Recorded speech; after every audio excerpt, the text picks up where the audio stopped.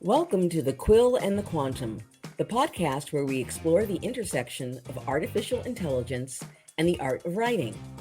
I'm your host, Kathy Norris, and in each episode, we'll talk to those authors and other creatives who use or refuse to use AI in their writing process. Today's guest is Pushcart nominated writer, Harvard trained cultural psychologist, and college professor Christine Ma-Kellams. Christine has a new book called The Band coming out in April of next year through Atria, I think is the publishing company, right? Yeah. So Christine, welcome to the program. Thank you. I'm thrilled to be here. Well, Christine, I was on your website and was looking at your bio, and I want to read a paragraph that you have there. You write, I consider my stories my greatest work. Across my 2 completed novels and short story collection, I break and expand the literary categories we think we know, including newer labels like immigrant voices or writers of color, and age-old ones like love story. As a first-generation Chinese American with a bad habit of moving every handful of years, I've been called a woman without a country. But that just means I'm most at home when navigating the borders between worlds. Christine, that's just lovely. And it made me wonder, so how did you start writing and why do you consider stories your greatest work? Well, I started writing sort of like serendipitously after grad school. I don't know if like other people who are in academia can relate to this, but like once I went into like grad school, I pretty much just stopped reading for fun. Like I was just obsessed with like, double blind controlled studies and just reading like journal articles. And so I just pretty much stopped reading for like years and years and years until one day I was like at the library for story time with my toddler at that point. And since I was trying to get him to read, I was like, I don't want to be a hypocrite. I should probably pick up reading myself for fun. And I just picked up like a book on display at the library. It was a collection of short stories, and I just started reading. And I remembered for the first time after like almost a decade of like not reading for fun, just how like glorious just reading a story and picking something up and discovering this whole new world or this entirely different voice was. And it was just through that process where I remembered that I think it's easy to forget like facts and data and like studies show. It's really much easier to remember like a story that resonates or like a character that you can really relate to. And so that's how I started. And I haven't really looked back since. And are there any writers that you find yourself particularly drawn to these days, or any or any old favorites? I mean, there's so many. I know. I'm trying to think. Like, probably one of my more recent favorite ones include like Raven Leilani and her novel Luster. I feel like that was one of the more recent. I mean, it came out like I think 2 or 3 years ago, but it's one of my like more recent favorite ones where the way she captures like the experience of being like a young woman trying to navigate relationships and having like professional setbacks. I think I just found it incredibly relatable. And I think she's probably like the one like recent debut author that I identified the most in terms of voice, at least. But I mean, there's so many like, I think anything Britt Bennett does, I love. uh, I'm trying to think. I also like short story writers too. So like Jim Shepard, for example, is like a really established author who I feel like has this really unique knack of taking us into worlds that you would never expect. Like his way of being able to take you to like the French Revolution, into like a character who kills people for a living for the revolution, right at the guillotine, versus like taking you back to ancient Greece and taking you to modern times. Like getting short story writers like Shepard do a really fascinating job that I don't even know if I could ever pull off. Like the way he transports people into these very unknown worlds and writing things that I know he doesn't know from firsthand experience because it's like historically impossible for him to know them. But yet it feels like you're there. Like it feels like he's lived through it. So it's probably another favorite example that stands out. Well, the way your face sort of lit up when you were talking about these books, I'm sure there's several people watching who are going to be reaching for those books just to, get a sense of that experience. I think one of the reasons that I really wanted to have you on the show is that it seems like you've been in the AI space for a while as a college professor, helping students navigate AI.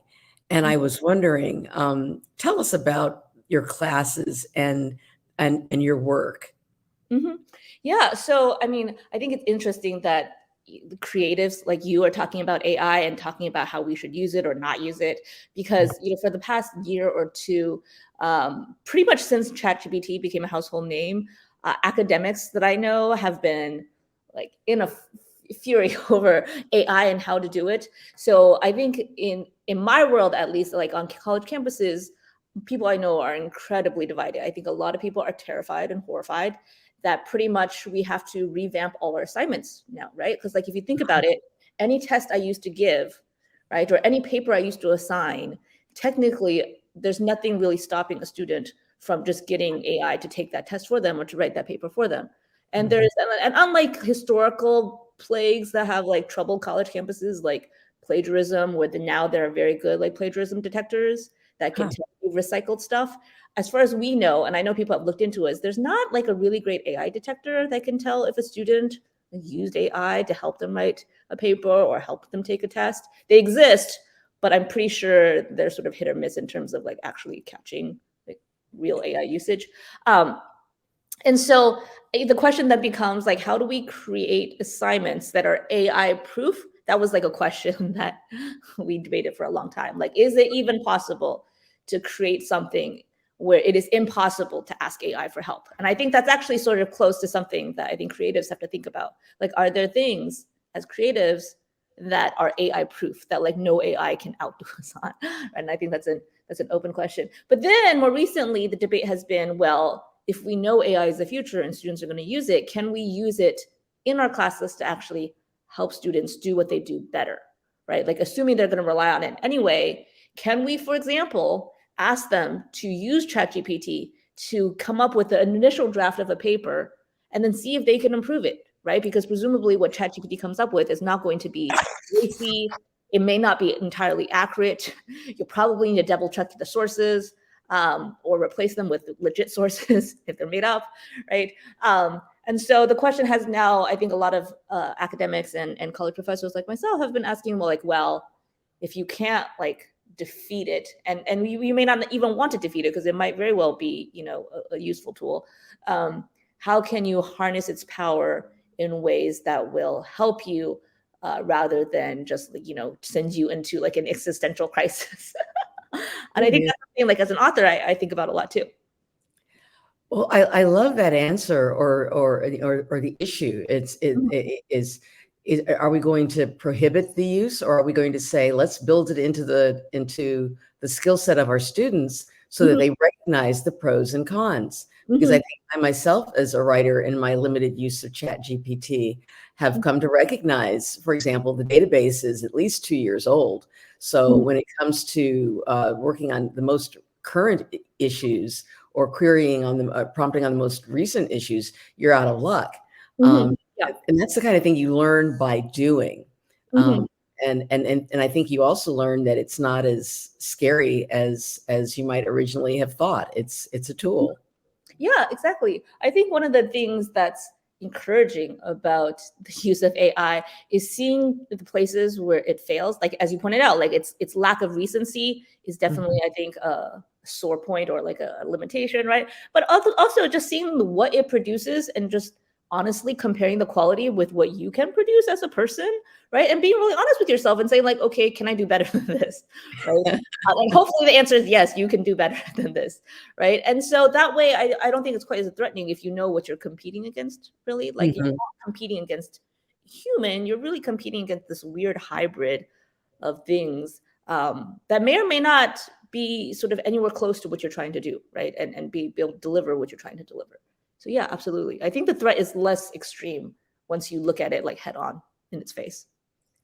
Are your courses is your interaction with students in AI sort of incidental to your coursework, or do you actually have courses with titles in them like working with AI? Oh, that's a great question. So it's not the title of the course. I haven't like yet taught an entire course on AI, but in a lot of my courses, especially the ones involving like research methodology, or like my grad seminars, we have like weeks dedicated to talking about AI. And we were doing this long before ChatGPT even became a household name. Like years and years ago, like 5, 10 years ago, we were having like ethical debates as part of like research design courses on like the future of AI and whether we should have safeguards in place and how far we want to push AI and whether AI is an actual, could one day theoretically, not now necessarily, but one day be a threat to humans, right? Because if you think about it on in a sci-fi universe, right? If we're going to go there, like you could ask theoretically if sentience is possible, right? Like if you get to the point where AI is, sentient, then the question that becomes like, if they're beyond human control, like is that a point at which we should be concerned, right? So we've been having these like ethical debates, I think not just in psychology, but I think in philosophy and in the broader social sciences and humanities for a long time now. And I think the conversation is going to get more interesting now that we actually know what it looks like, right? Like now that we have an actual AI tool that everyone can use, whenever they want. I think that might change the debate a little bit about like what exactly we're concerned about now. It may not be like robots killing us all. It might be more practical and like immediate, like what's it going to do to our jobs? Like what's it going to do to our livelihoods and what we want to do? Oh, you've raised so many good issues. I was going to ask you about the ethical considerations of using AI, and you've just ran through an entire list. Have you come to any conclusions when it comes to the use of generative AI? And I'm especially interested when it comes to attribution. I mean, how you should be citing the use of AI, if at all. Yeah. I mean, I don't even know if there's a good like model for this or answer for this. Like, at least I haven't seen it. Maybe people have come up with good sort of guidelines and I just have not seen it yet. But yeah, I think that's absolutely one of those dicey issues that I feel like as a creative person, it's hard to even talk about because we probably don't have direct control over it. Like, I feel like the concern on the creative side is not so much how I'm going to use AI, because I know like my boundaries, but how other people might use AI that involves like my own work, but I have no idea, right? Like, I think that seems like a lot of creatives in a lot of fields, like not just writing, right? But in like, in movies and in media and in music, they've been concerned, like, outside of your control, how do you stop potentially like companies from using AI based on your work and you have no say in the matter whatsoever? And I think that might be something that's more the purview of like policymakers and the powers that be, who actually have more control over like what they do for attribution. And I think that's the other thing with AI, right? Like the whole point of artificial intelligence is the boundlessness of its inputs, right? Like you and I, we have limited sets of life experiences upon which to draw, and and a limited capacity for research. AI's boundaries are like limitless, so I feel like attribution becomes all the tougher because there is technically an infinite number of sources that they could attribute any piece of work to, right? And then at that point, is the attribution even meaningful? Because even if they attribute to you and they give you credit, right, you are one name among like hundreds, thousands, maybe millions of names that might have gone into training this, platform, into coming up with this line or this verbiage, right? And so the question of like, can you make people attribute or make companies or whoever? But then is that attribution meaningful if you're just one of so many? I think that's a whole separate, question. Fascinating. I mean, this, is attribution meaningful? And you've made me realize and remember with these large language models, all the just the vast amounts of data that are being sort of consumed. You're right. Does attribution become meaningful in such a situation? We've definitely got our work cut out for us. I think that you also raised two other really interesting issues. This idea of consent for the use of your creative output, as came up in the SAG-AFTRA strike when they wanted both consent and compensation for the use of images and other works. So yeah, right on time. Yeah, absolutely. And I think the SAG-AFTRA strikes is a really interesting case of how, there's like financial implications to this as well, right? Like sometimes I think about it purely from the perspective of like, it just feels like a violation if people are like using, AI and like either passing it off as not AI or not giving credit to the AI. But also, I mean, this is just a genuine like financial aspect of, if corporations are using AI instead of like actual writers or creatives to produce their work, is this a financial threat for people who rely on this for a living, right? And I think that's sort of a very real consideration that I don't necessarily, have a good answer to too. But yeah, absolutely. Do you find that you use AI in your personal and your professional life, or one or the other, or both? And if so, how?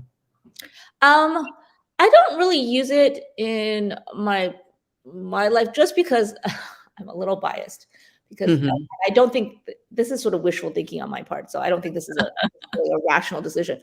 But I think, going back to what I said earlier about like AI is as good as your inputs, right? Like I personally do think it would be helpful to have limits or guardrails on like the future of AI in terms of like where we're going with it. So I personally don't want to contribute to the inputs of AI too much by like giving it more content to feed. And so that's why I don't use it a lot because I'm like wherever it's going, like and there's given the billions of people on earth who might be using it at this point, like I am just a drop in the bucket. So I'm sure my own decision to either abstain or to use it is not going to necessarily influence the future of AI. But I personally don't use it that much, mostly because of what I do. I'm tempted sometimes, like in an academic setting, to use it, like to Mhm. help me, come up with a rubric. I haven't used it to grade papers yet, but I am tempted. Every time like it's final season, I'm like, oh my God, I have so much grading. I hadn't even thought about that. I mean, so you would actually upload the student's paper Yeah. into the and provide it with some sort of criteria. Yeah, and like ask for them to like come up with feedback because sometimes, especially when, I'm reading papers and I'm giving the same comments over and over again, like, please remember to do A, B, and C in this paper. I was just like, there must be a way to automate this where like I could just like feed the paper in and it'll just automatically say like you forgot to do A, B, and C instead of me like typing it out to every person. Like, you didn't do this. So I haven't done it yet because I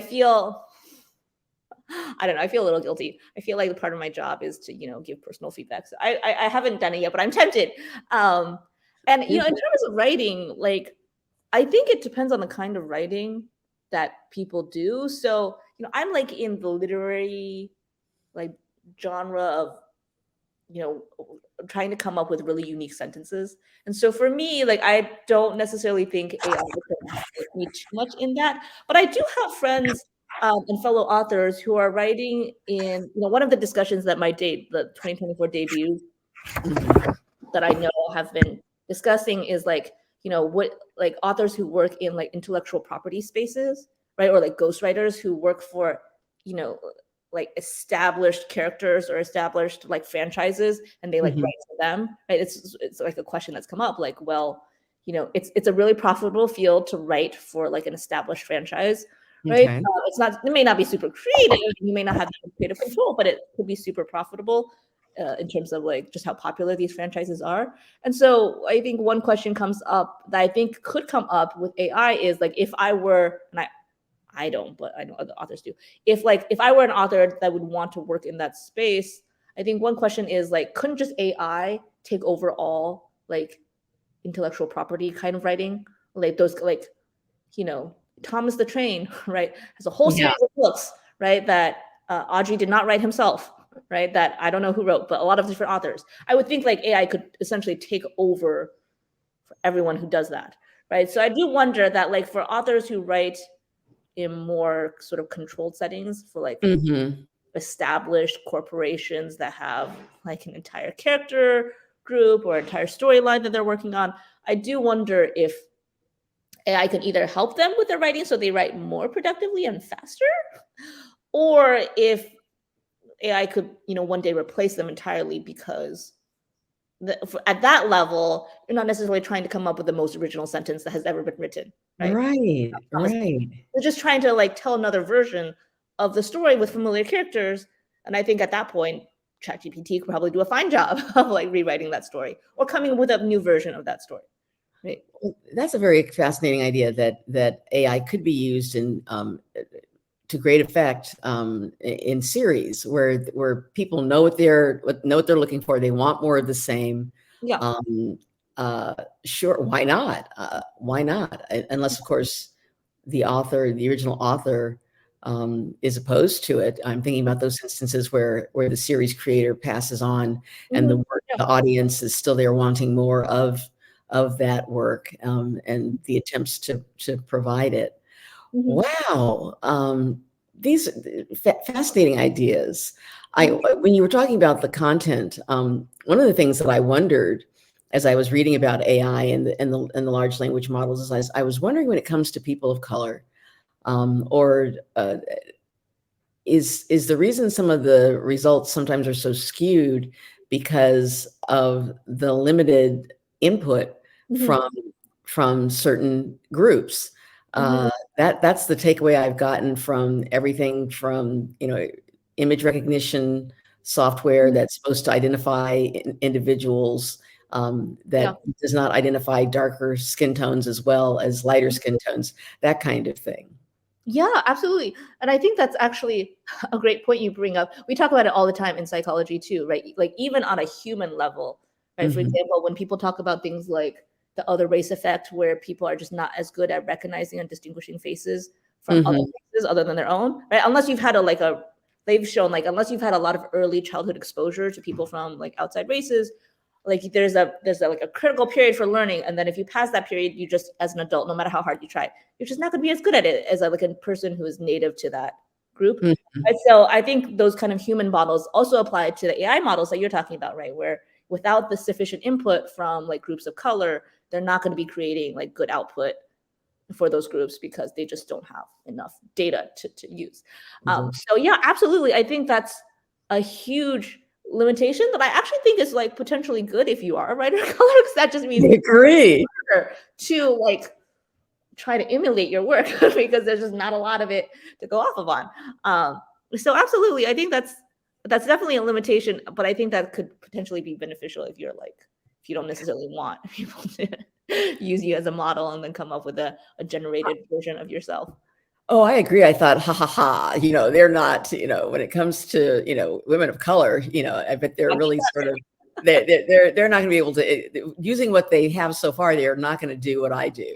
Mhm. And that's certainly reassuring. But I was thinking that there might be a space when it comes to multicultural issues, Mm. when it comes to using perhaps AI to translate materials into different languages. That might be Wow. something that AI can do more Mm. efficiently. I think Yeah. there's that test of, can AI do it better than the most efficient human? That sort of Uh-huh. Yeah, like a Turing test. yeah. Yeah, yeah, and I think I mean that's actually you were asking like do I use AI?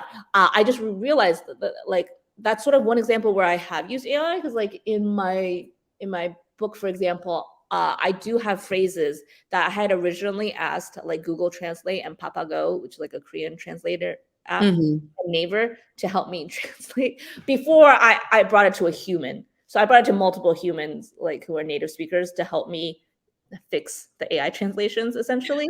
Uh, there's no way this sounds realistic. Like there's no way. And of course, Yeah. this helped me out, and they came up with better versions of it. But I think you're absolutely right that like with like at least baseline translation, right? You're probably going to still need someone who's a Baseline. native speaker, but at least for like baseline translation to get like the first draft, absolutely. I think like with languages that could be really useful. And really helpful to get content out faster, right? Oftentimes like I'll see a book that like won some award in another country, and then I try to find it in the US and I realize like it's going to be years before Yes.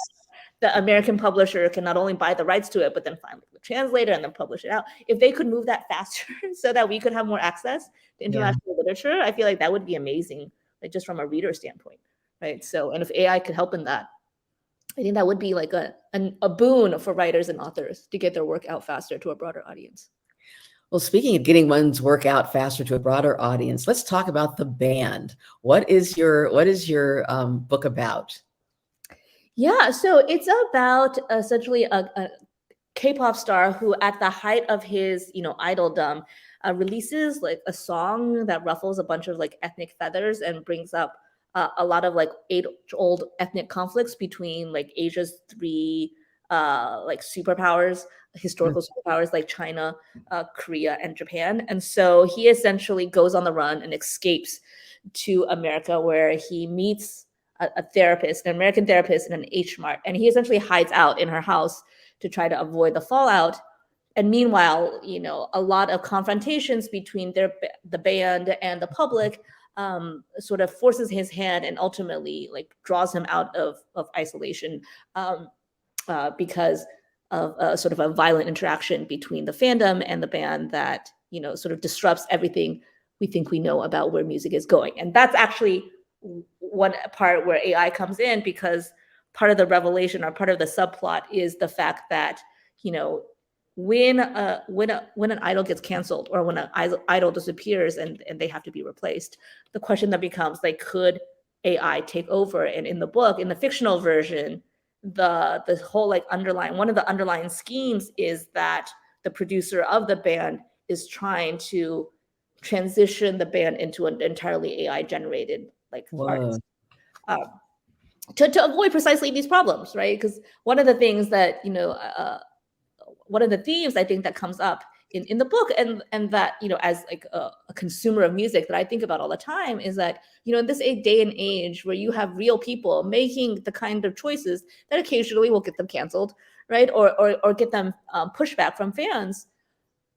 If you have a purely AI artist, like that's cancel proof, right? Like the AI artist cannot make a personal life choice that will upset people, right? Because they're not real. They're not a person. Yeah. Exactly. So I think, like in a world where we are debating, like, not just in creative fields, but in a lot of fields, in politics and, leadership and a bunch of things, we have fallible humans doing things, and that, ultimately upend their careers or upend their followings.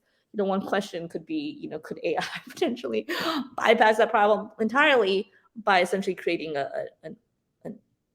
an AI version of yourself, right? Like once you've established the fandom, can you just pass it on to your AI like doppelganger and like let them work for you, right? So that's something that's like a thought experiment I always thought, would be interesting to engage in. Well, that's the fun part of being a writer, is that you can follow these thought experiments to wherever they may lead you, and out of paper and ink, or at least it used to be out of paper and ink, create a whole new world.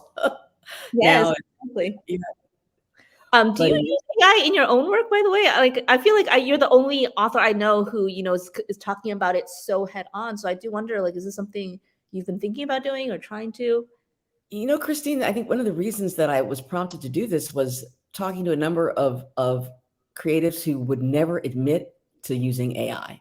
They wanted to think that the creativity was their own. And I found that fascinating. I said, is it that good? That's what made me leap into it. And I think just like anyone else, you learn that it's good at some things and bad at others. I had a couple of characters in a short story that were DJs. And I was having a problem coming up with DJ handles. I turned to my younger niece, who I thought for sure would be full of ideas. She came up blank. I asked ChatGPT. I had 50 names in 3 seconds, and some of them were actually good. And that was my moment of, aha, there is a role for something, like this. So I've learned just through trial and error what works and what doesn't work. And I thought I would love to have access to a podcast where I could listen to other creatives talking about how they use it, when they would never use it, that kind of thing. So that was the genesis of The Quill and the Quantum, which, by the way, is an AI generated name. Is it really? No way. It is. Yes, it is. I love your DJ example, because I think you're absolutely right. Like being able to like pick and choose how you want to use a tool instead of being like terrified that the tool exists, I think is a good approach, right? Of like deciding exactly like where it could be really helpful and where it could be helpful in a way that isn't threatening to you as a writer, right? And I don't think it's like embarrassing to admit that, with something like coming up with names, why not use AI, right? There's nothing essentially that would like stand in the way, I think, theoretically, of doing that. So I like that example. Yes, well, I think there's more to come. I've been fascinated with. I've interviewed DJs and writers and actors and directors, and now a college professor. and it is who is at heart a writer. That you've made that very clear. And so it's been a fun journey. I am learning along with my audience. Yeah, absolutely. And I think I'm glad you bring up the conversation, because one of the things that I think is sort of like a tension point that you sort of highlighted with your origin story of the quill and the quantum is this idea, like, are writers willing to even admit to using AI if they did use it? Because one of the things I think your sort of example reminded me of is, like, online on social media, like, and just in everyday conversation, I hear all the time in interviews with authors talking about all the research they did to, like, develop a character or to figure out a plot or to, you know, come up with a setting, things like that. And, like, everyone loves, I think authors love research. Like, they think like research is part of the job description. And I'm like, research is like one hop and a skip away from, like, asking AI to do that research for you, right? So I feel like there's this artificial divide where we think like, oh, AI seems like cheating the system almost.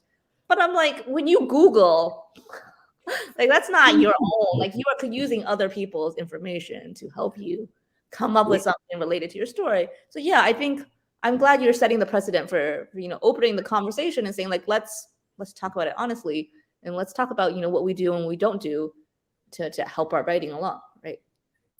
Well, Christine, this has been a lot of fun. I'm going to go back over this entire podcast and write down all the great issues that you have raised that I hadn't thought of before. And I will be posing to future guests because they are compelling.